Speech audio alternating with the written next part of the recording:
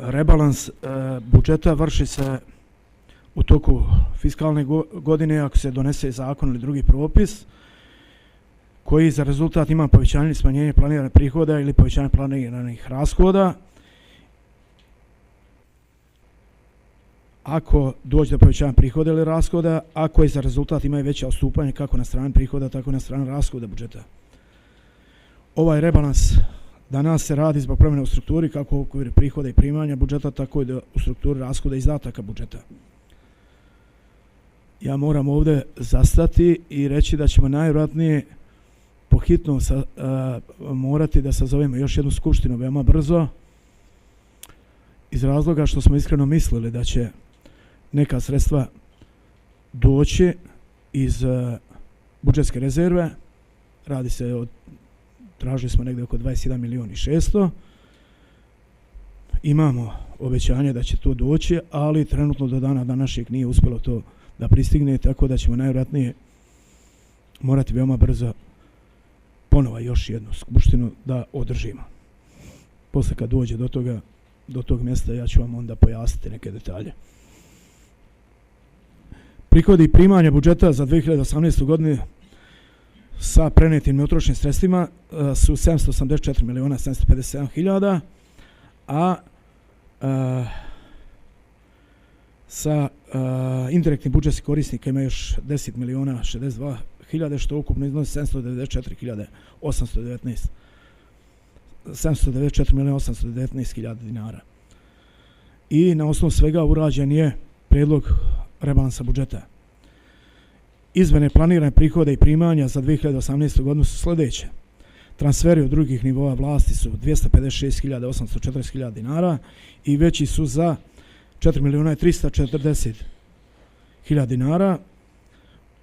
Osnovi ugovor o dodjeli bespovratnih sredstava za realizaciju projekta Žensko inovacijno stvaralaštvo i preduzetništvo Mali Zvornik 2018. koji je potpisan sa kabinetom ministra bez portfelja za inovaciju i tehnološki razvoj iznosu od 2 milijuna i 340 hiljada dinara. Tako da koristim ja priliku još jednom da zahvalim, pošto Vladan prošli put, ne znam, čuo, nije čuo, možda, ali evo, sada nadam se da su svi čule. I ovdje još da dodam, dosta stvari gdje god čujemo da ima negdje konkurs, negdje da imamo nekih prijatelja, koalicije, bilo čega, mi to konkuršujemo i to je nama jedino gdje možemo kao opština da iznađemo ta rezervna sredstva, da kažem. Opštinski budžet je veoma mali, ali hvala Bogu sa dobrim prijateljima, sa dobrom konekcijom na lokalu i na Republici, od predsjednika Aleksandra Vučića do premijerke, do svih ovih ljudi koji čine gore, što kažu, vlast, na neki način gledamo da dođemo do još dodatnih sredstava. Evo i ovo je, vidjet ćete, znači ovdje pored ženskog preduzetništva imamo ugovor o sufinanciranju za izradu projektno-tehničke dokumentacije u iznosu od 1.440 hiljada dinara.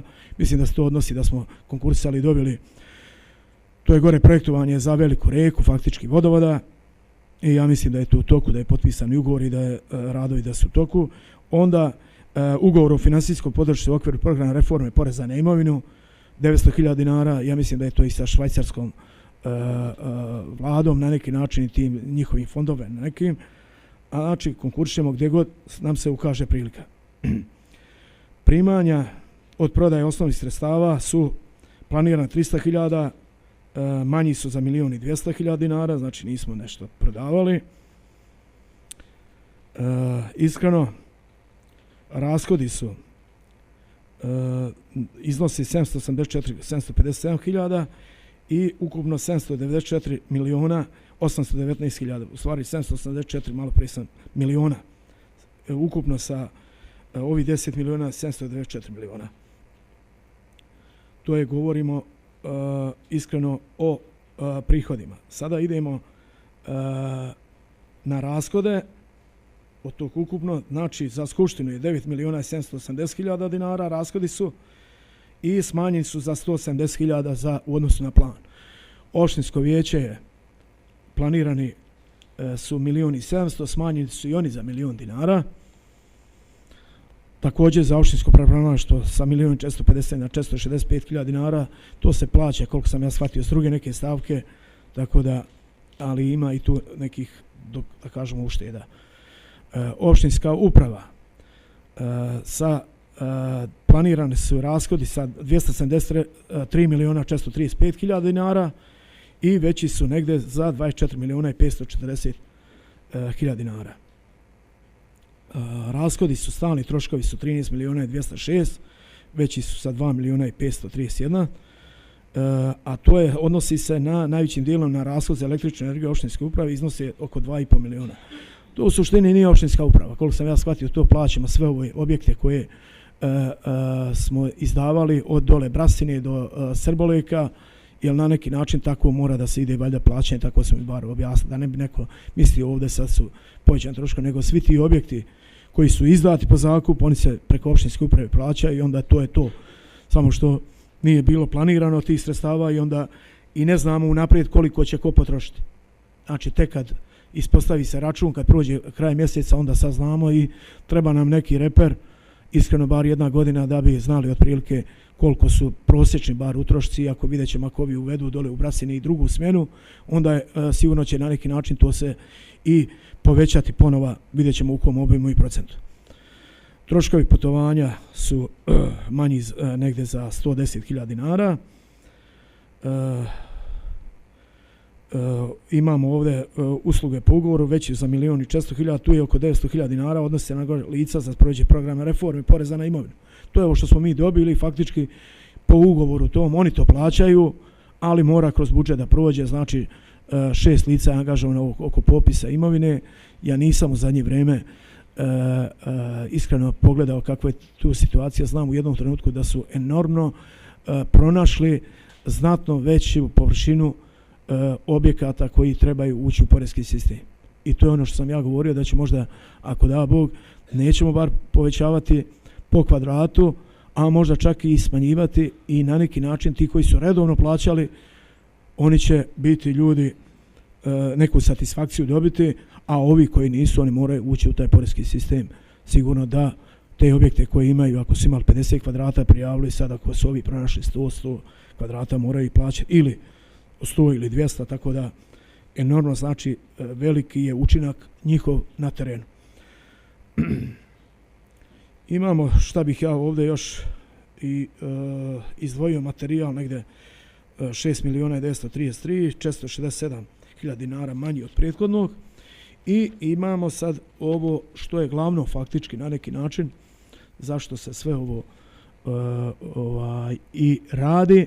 To je izgradnja zgrade i objekata, planirane su rashodi negde 136.703.000 i veći su za 21.230.000 dinara u odnosu na prethodni plan. Povećanje se odnosi na adaptaciju, rekonstrukciju i sanaciju objekta koje je opština pribavila svojini kako bi se na isti priveli pod potrebama potencijalnih investitora.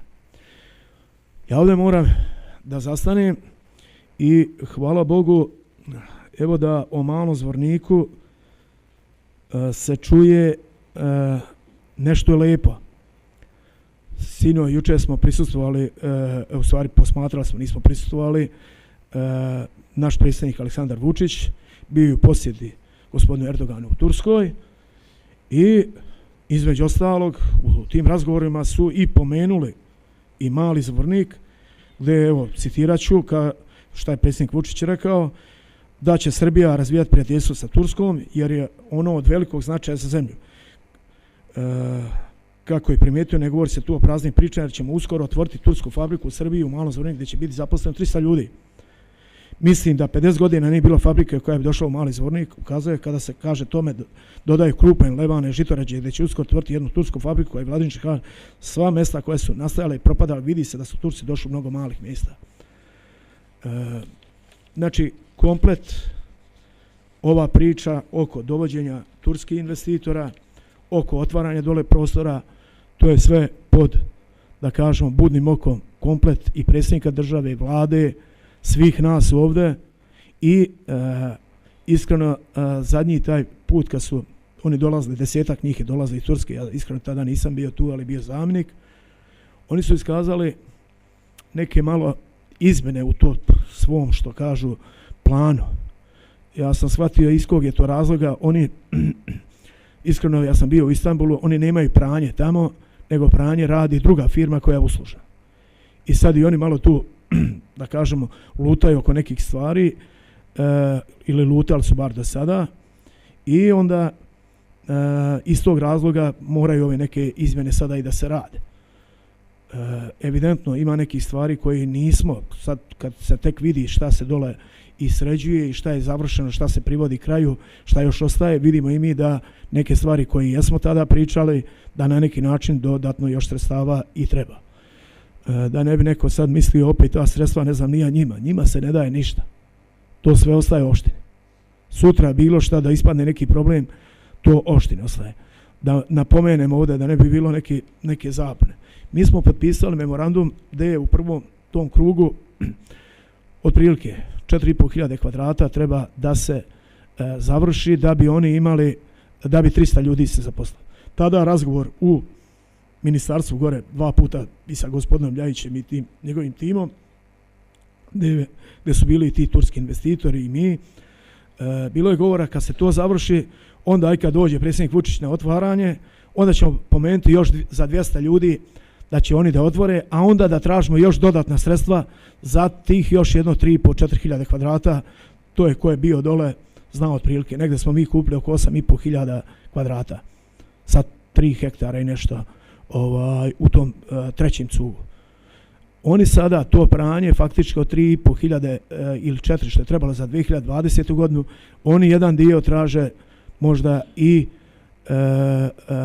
sada da uradimo, ne mogu da otvore faktički bez tog pranja. I onda na neki način automatski dolazi tu do potrebe za sredstvima. Znači nešto što smo htjeli da tražimo kasnije, mi sad moramo bar jedan dio da probamo da tražimo odozgo. I bio sam ja na tom jednom sastanku sada gdje je bio pomoćnik gospodina Ljajića, gospodin Uroš, gdje smo na neki način razgovarali, vidjeli, ostalo je iskreno. Tada smo mi i pričali da ćemo na neki način probati taj jedan dio da uredimo onog poslovnog prostora, da ogradimo. Ostalo je tad, nismo ni znali oko, koliko sam ja shvatio, oko vode, ali ne voda, obično nego oko hidranta, oko protivpožarne, oko svih tih stvari, pa je bilo, ajde kaže, javno komunalno preduzeće, ono će to vidjeti. Pa javno komunalno neko mora platiti. Tako da, te neke stvari, mi ćemo, evo sad izdvajamo 21.230.000. Ja iskreno, ja ne znam dok projekti se ne urade, dok za te dodatne stvari, da vidimo koliko će to pokazati. Nadamo se da će to biti. Uz tih 21.600.000 koliko tražimo još od države. Znači, nije ovo samo to, nego i to. Ostaju, znači, ti postrojenja za pričišćavanje po toj nekoj priči koju ja tada nisam iskreno bio i po tim ljudima koji traže iz Evropske unije, za koje turska kompanija radi te proizvode, oni traže ta voda faktički koja bude izlazila iz tih prečistača, da ona maltene toliko bude ekološka čista, kako su mi rekli, ograđujem se opet, maltene ko za dijalizu, to ko se razume oko toga, čak jači nego evropski propisi koji sad traže. I oni će ljudi najvratnije za prečistač, pošto smo mi tamo 10 miliona mi obećali, morati oni da ulože jedno 50-60 miliona. To je ogromna investicija. A za ovo će i oni još dati otprilike oko 100.000 evra. Ja moram samo to sve da se proprati kroz papire, kad to dođe do toga, do realizacije, kroz ugovore, koliko mi je gospodin Uroš rekao. Ja sam i vodio sada sa sobom i gospodina Brkića i nadzor i bio je taj gospodin Berat s kojim je sklopljen ugovor, bio je ovaj Aca Vičentić, pomoćnik predsjednika opštine Krupanj, koji je učestvovao u nekoliko tih fabrika u dovođenju od Lebana do Krupnja do ne znam ja. I najvjerojatnije kada se prebace pare, mi ćemo morati u skupštini, još ćemo jedan sastanak imati gore u ministarstvu, gdje će tačno biti sve definisano od A do Š. Morat će neko i od njih, znači od tog turskog investitora, da ne bi stvarno u hodu opet nešto mijenjali, jer onda nailazimo na problem. Malo je, znači, možda nekome djeluje ovo komplikovano, ali u suštini nešto što smo planirali 2020. Mi moramo faktički sad raditi da bi se to otvorilo. Trenutno priča koja ide od marta do, da kažemo, maja otprilike to otvaranje fabrike. Sigurno oni čim budu se stekli uslovi, oni će morati jedan dio na obuku,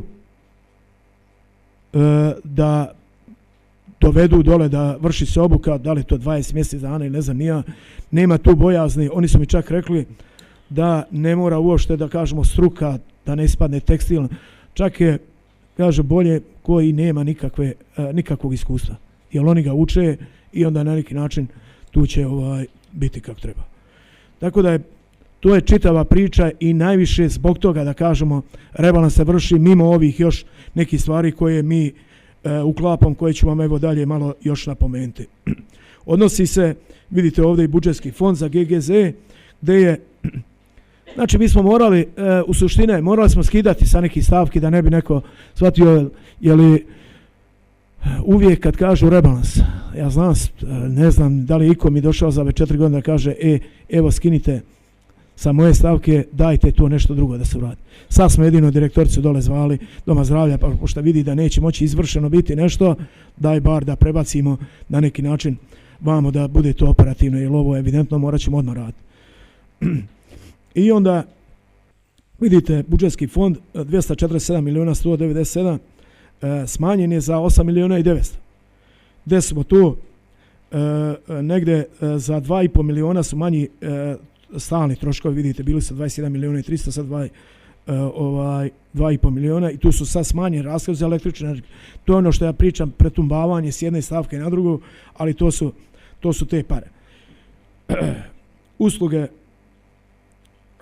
po ugovoru 6 miliona 450, tu su za 400.000 veći, iskreno odnose na rashod za objavljivanje tendera i informativnih oglasa. Evidentno, kad dobijemo sredstava, mnogo više ima i javni nabavki, mnogo više tih objavljivanja i svega da bi sve proteklo po zakonu. Specijalizovane usluge, vidite, smanjeni su rashodi za rad građevinskih mašina negdje sa 51,5 miliona za 3 miliona, morali smo svugdje skidati nešto. Tekuće popravke i održavanje sa 2,5 miliona smanjili smo za 2,5 miliona. Onda subvencije, tu smo za jedno 200.000 uvećali, iskreno bio ovaj sušni period i da bi sreća da imamo onu cisternu jednu i drugu, pa na neki način to se nadopunjuje i onda će na neki način, nadam se, to biti sve kako treba. Ovdje moram napomenuti da tu imamo nekih i problema gdje će ja u narednom periodu malo i sjesti sa direktorom javnog komunalnog preduzeća dole da vidimo šta nas može u narednom periodu očekivati. Jeli, kada je sada i oko zimskog održavanja, pa tražimo, treba i štab za vanredne situacije da zasjeda, da vidimo opremljenost i sve to, dobijemo obavještenje da je vozilo koje je iz 87.1900 FAP, da koji se koristi za čišćenje lokalnih puteva sa nožem i posipačem i sve, da evidentno on ne može više da obavlja taj posao i ne može se čak ni registrovati po novom pravilniku bezbednosti. Bojim se da imamo još tu nekoliko tih vozila koji neće moći da se registruju. Ja sam postavljam pitanje šta bi da mi nismo ovo krenuli da svake godine nabavljamo po jednu mašinu, ja mislim da bi komunalno bilo na kolanima totalno. Nije problem, evo mi ćemo sad ova sredstva, evo ovdje ja sam sa rukovodiocem Milanom i pričao i iz Herceg Novog, čak sam ga zvao, pošto sam dole bio u posjeti Bratskoj opštini za dan opštine i na neki način tu ćemo prebaciti ta sredstva koja su oni koristili, mi ćemo raspisati javni poziv, nekome moramo dati, ne smijemo mi da budu putevi zavijani, da ne može da se kreće, ali evidentno ako mi budemo jedan po jedan posao njima uzimali, šta će se onda desiti? Postavlja se pitanje opet viška zaposleni. Jer evidentno nećemo mi da zadržimo te ljude, a ne možemo uličnu rasvetu, ne možemo punjenje aparata protiv požara, ne možemo saobraćajnice da posipamo, ne možemo, ne znam šta još, nećemo moći, nije to sporno, ali da ne očekuju na neki način da mi dajemo drugima pare, a oni da zadržavaju taj broj radnika, evidentno neće moći. Tako da evidentno ja ću tražiti da vidim koja vozila još neće moći da se registruju. Jer evidentno tu su neka, koliko ja shvatam, i ovo, nema ateste, nema kako je to do sad funkcionisalo, radilo, to mi sam nije jasno. ali eto, da ne bude, niko nije informisan, niko nije